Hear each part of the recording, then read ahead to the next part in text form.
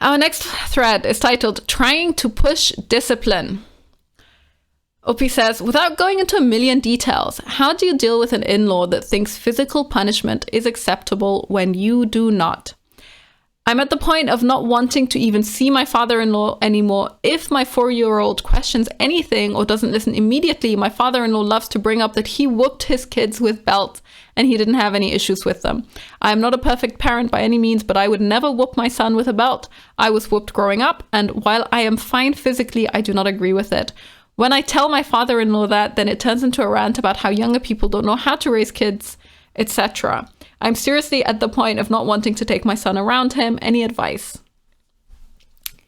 Now, corporal punishment when it comes to children is something that I have very strong feelings about.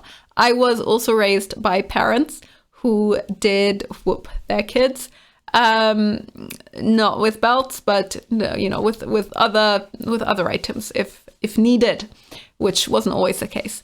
So under those, based on my experience as a child, I would say that I hated it so much, and it built such an intense level of resentment and rage towards my parents that even when I was like, I have very clear, distinct memories from when I was 7, 8 years old of writing my parents letters asking them not to hit me anymore.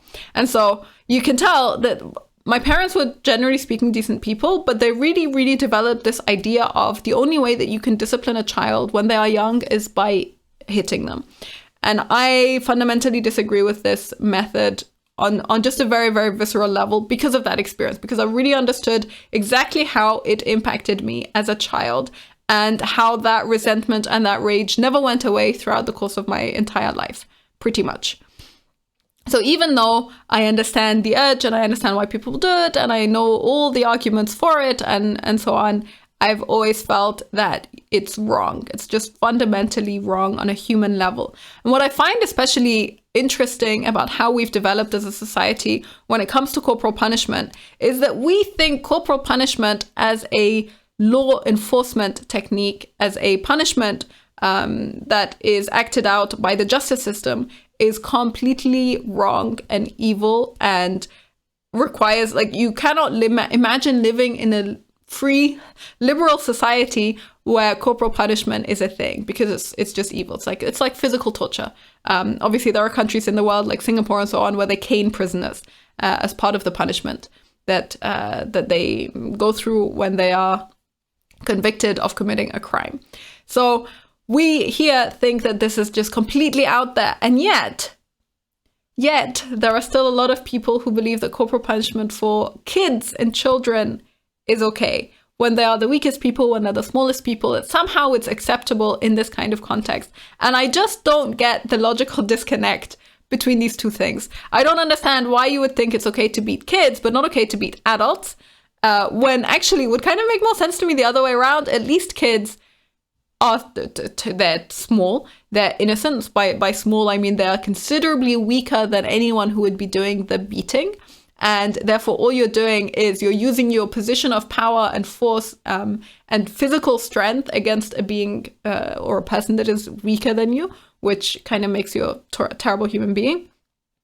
And they, generally speaking, for a 4-year-old, they do not have the capacity to understand, or at least to separate, the punishment part from the behavior part. If that makes sense. So if you sit down with a 4-year-old and you try to explain the concept of respect, to what extent will the 4-year-old actually understand what you mean by that? And then to what extent will they have enough self-control over the way that they interact with people to actually change their behavior? Yes, I believe that kids have a lot of capacity for a lot of good and that they really can understand quite a lot when you sit down and you really talk to them about it.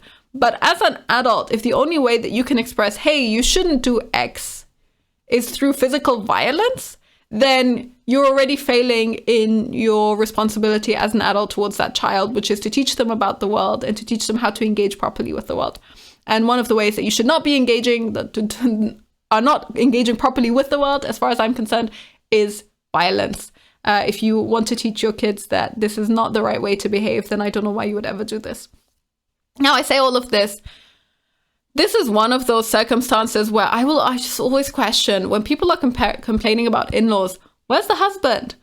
I assume that if you're on the same page as your husband, then you've both made the decision together that you're not going to be using any kind of corporal punishment. Under those circumstances, the husband is perfectly capable of having a conversation with his dad and saying, hey, you know what? Can we just stay out of it? You know what? It's our decision how to discipline our child. It has absolutely nothing to do with you. I would not be having this conversation with my in-laws to that level of detail. I would maybe have it once, I would maybe have it twice. And then if they raised it any other time beyond that, I would just not engage with it at all. I would do something else. I wouldn't reply. I'd be like, hey, cool. I could just cut off the conversation and be like, there are other things that I need to do. I'm out. And that would be it. It would not even be a question for us. When she says, I'm coming to the point where I don't want to take my son around him, that's such involve your husband. Ask him to talk to his dad and be like, hey, you know what? I know you have a lot of feelings about this particular topic, but just keep them to yourself. We don't want to know. And I don't think that that's a big deal from that point onwards. Now, you will see here some comments which I really wanted to highlight. One person says, if he doesn't listen, kick him and say, oh, I thought you wanted me to whoop anyone who didn't listen to me.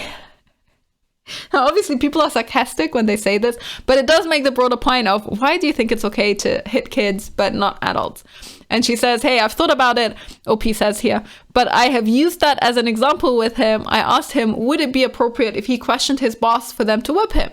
And of course, his answer is no, but he thinks that it's totally fine for a 4-year-old. And that's really the part to me that's so evil about this. Why do you think it's okay to beat a 4-year-old? It's a 4-year-old. Why? This comment I also think is kind of hilarious. She says, disagreeing as in won't fall for one of grandpa's tall tales or having a tantrum. Either way, it's lazy parenting. But it's a good idea for you to have a gauge of what father-in-law believes is acceptable and disrespectful. And OP says, literally, if father-in-law is to ask my son to pick something up and my inquisitive 4-year-old asks why, he considers that disrespectful. A lot of the problem lies in that I wouldn't consider that disrespectful. My kids are allowed to ask me a question, but father-in-law thinks that kids are supposed to blindly listen to everything. And that's why you see really a fundamental mismatch in parenting styles. But one that I actually also think is just part of the generational gaps. So one generation thought that it was, kids were meant to be seen and not heard. They had to just sit there and be quiet and do as they were told. And a different generation thinks that kids can be heard and listened to. And we are definitely parts of that generation. What I actually just completely blew my mind as a response to this one is this person says, a 4-year-old should know to do what you say when you ask them to do a simple task. Not with father-in-law on his disciplining philosophy or techniques, but I see his point on disrespect. Curious as to when you will expect your son to do as you say without him questioning your reasoning. Maybe the answer to that question will give you some ammo to open that line of dialogue with father-in-law. And so this is someone who does consider it to be disrespectful if you ask your son to do something and he goes, why? I find it so sad that so many people see kids being curious and inquisitive and wanting to explore the world and wanting to just learn things. And instead of wanting to engage with that and wanting to nourish that and wanting to just really be with their kids and meet them and follow them and try to enable them to have their interests and lives and develop their own perspective and experience of the world. Instead of wanting to be with your child there, you're just like, man, my kid should just do what I tell him to do, when I tell him to do it, and I should never have to explain myself.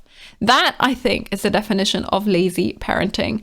I find it really sad for kids, fundamentally, that they are born with this just extreme level of openness. And yes, as parents, we are responsible for, making sure that they have a good grounding, a solid foundation, some grounding in reality, that they understand the rules of the world and how to engage with it, that they understand that there are certain ways that are good, certain ways of behaving that are good and certain ways of behaving that are not so good, that they understand how to develop social interactions with other kids in their surroundings and with adults. There are some basic rules that they need to learn in order to become adults, and we support them on that journey as adults.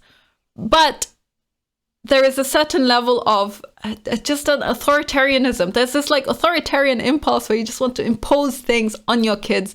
You want them to do things the way that you want them to do it. You want them to obey you when you want them to obey you. And honestly, I think that a big part of the struggle with kids is understanding that they are also people and they have their own perspectives, they have their own experiences. And if you have a certain level of respect and understanding towards your child and you treat them that way, then they will also calm down a lot because they will feel like they are heard and that they are listened to and that they are respected. And then they will also engage with you in the exact same way.